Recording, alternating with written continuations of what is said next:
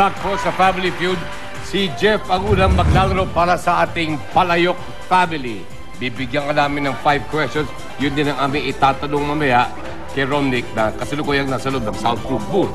Pagsasabayan namin ang score nyo kapag umabot ng 200 points, ang kapalit doon, 150,000 pesos. Bibigyan ka namin ng 20 seconds sumugot. Kung hindi mo alam yung sagot, pwede ka mag-pass at babalikan natin kung sakaling may oras pa. 20 seconds on the clock. Nakakainis ang public toilet kasi Madumi. sinusubo mo pero hindi mo nilululon. Kutsara. Bahagi ng katawan na laging hinuhugasan. Kamay. Ano-ano ang mga nakakabitin? Pelikula. Ano ang kinakain ng mga health conscious? Gulay. Okay, Jeff? Let's see how you did. Yeah. Nakakainis ang public toilet kasi sabi mo, madumi. Ayaw po sa ating survey. Good point. Okay, good start. Sinusubo mo pero hindi mo nilululon. Ang sabi mo, kutsara. Ayaw po sa ating survey. Dos. Bahagi ng katawan na laging hinuhugasan. Sabi ni Jeff, kabay. Ayon sa ating survey, 24, 49, not bad. Ano-ano ang mga nakakabitin? Pelikula. Survey says, 17. Ano ang kinakain ng mga health conscious? Ang sinabi mo, gulay. Survey says, 5. Oh. 71, kailangan pa rin natin ng 129. Si Romnick Sarmiento na ang bahala dyan. Thank you, Jeff. Back to the family. Okay, punayin muna natin ang ating board at tawagin na natin si Romnick.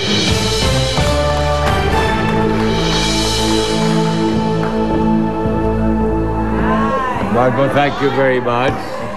71 points ang naibigay ni Jeff. Kailangan pa natin ng 129. Okay? Mukhang wala siyang naibibigay na top choices or number 1 answers. Kaya open pa yan para sa'yo. Okay. Okay, at this point, makikita po ng ating audience ang mga naging sagot ni Jeff.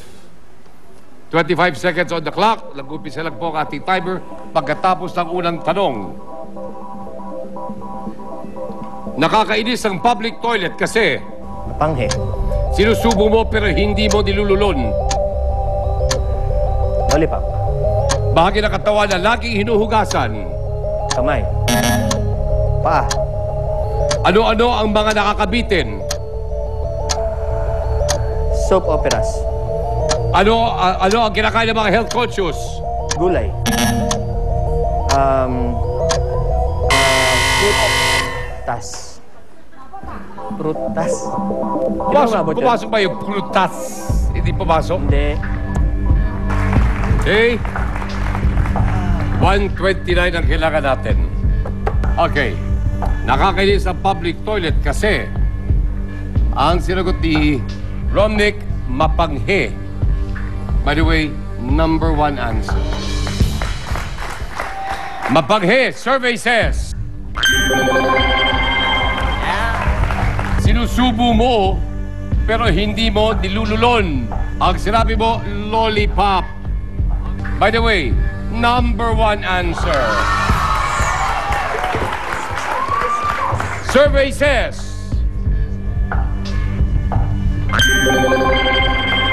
Galing, no? Galing. 36 points na kailangan natin. Bahagi ng katawan na laging hinuhugasan, ang sinabi mo, paa. Hindi yan ang number 1 answer dahil ang kamay ang number 1 answer kanina. Paa. Kailangan natin 36 points. Survey says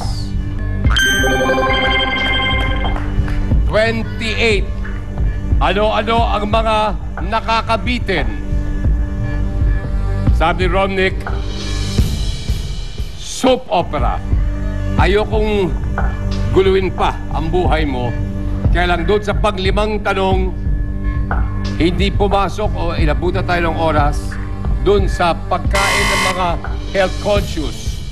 Okay? Ang naisip mo nung huli, prutas. So, hindi umabot.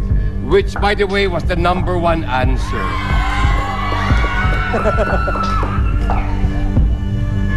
Kailangan natin ng 28 points ngayon para makuha nyo ang 150,000 pesos. Soap opera for 150,000 pesos. Survey says...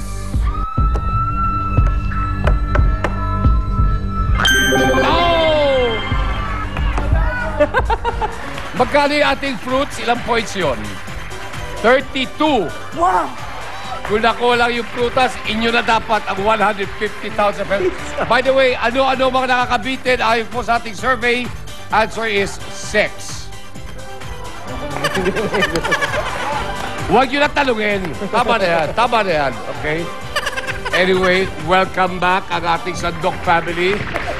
Pero pala ako, congratulations pa rin yung ating palayok. By the way, kayo po, you take home today 50,000 pesos. Maraming salamat. Emphasis and of course, George Madulino, get well soon.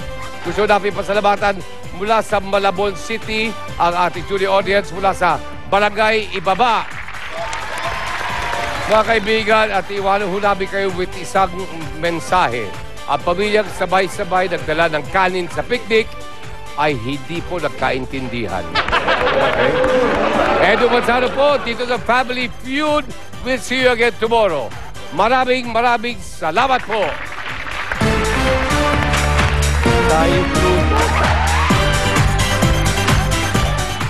Tara nang sumama sa